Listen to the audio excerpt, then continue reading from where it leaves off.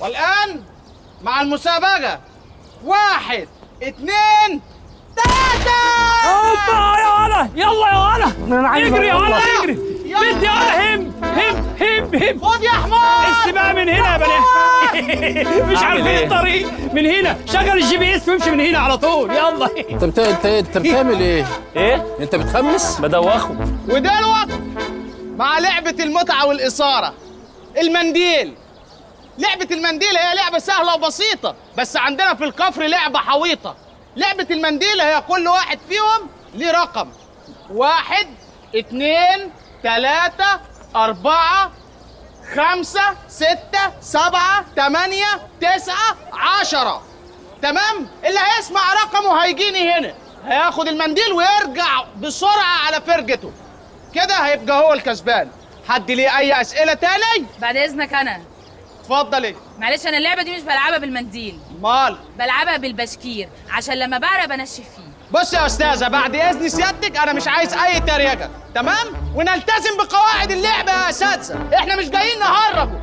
ماشي؟ اتفضل.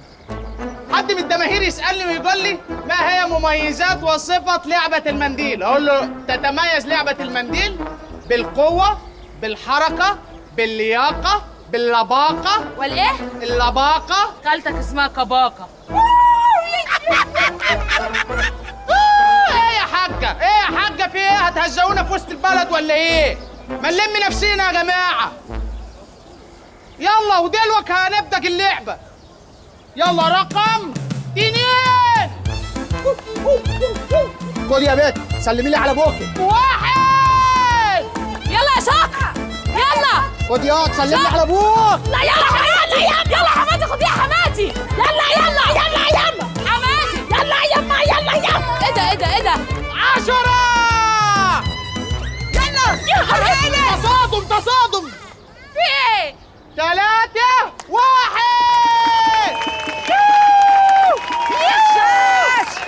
ايش الظلم ده انت راجل ظالم على فكره. انا ظالم؟ انا راجل محايد ولا اقبل هذا الكلام. لا انت راجل ظالم بدليل ان انت حطيت ايدك ناحيتها بالمنديل. لا هتقولي لي ظالم كده انا هنسحب.